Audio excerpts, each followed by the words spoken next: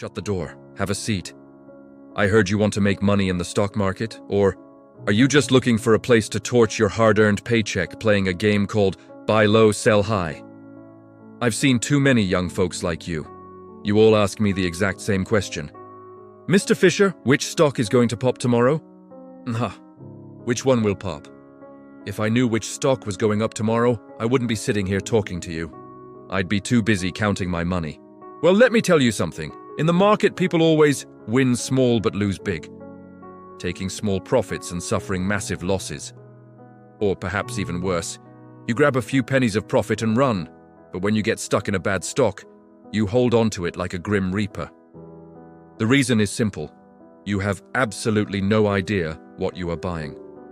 You stare at those red and green candlestick charts, your heartbeat matching the ticker price. It goes up 10%, you get scared of losing your gains, so you sell. It drops 30%, you tell yourself, I'm a value investor now, and you watch it ride all the way down to bankruptcy. Son, that isn't investing. That is playing a slot machine with terrible odds. Today, I'm going to teach you something those guys in expensive suits on Wall Street will never tell you.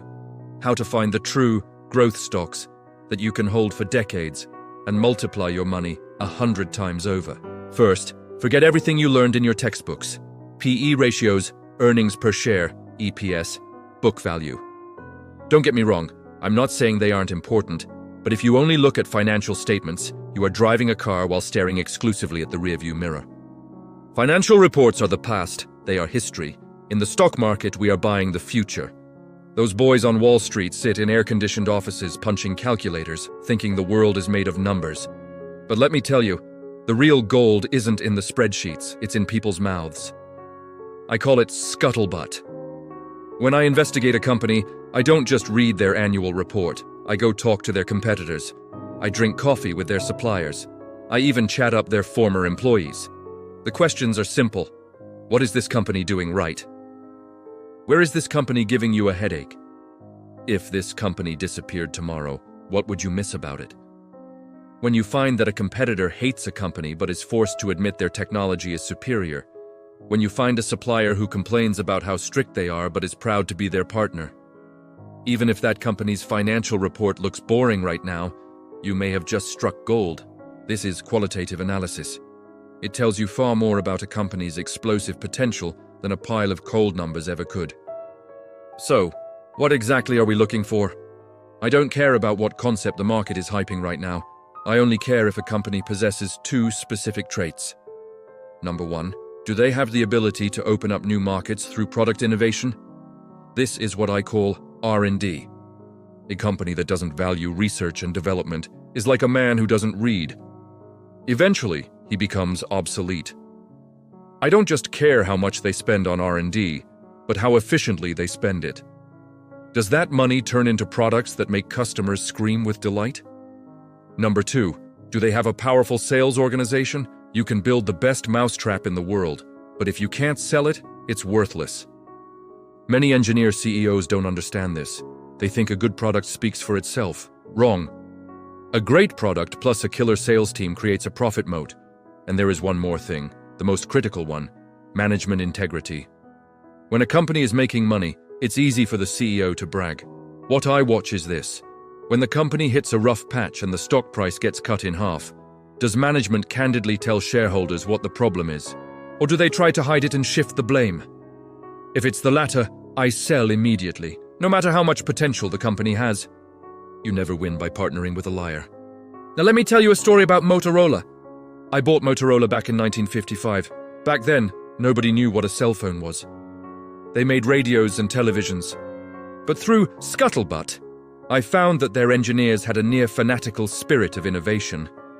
They were miles ahead of anyone else in communications. So, how long did I hold it? Not 5 years. Not 10.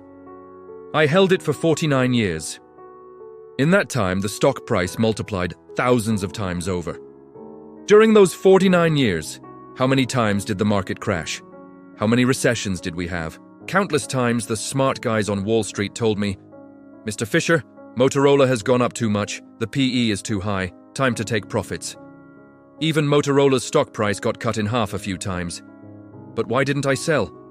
Because the reason I bought it, that powerful R&D capability and management's vision, never changed.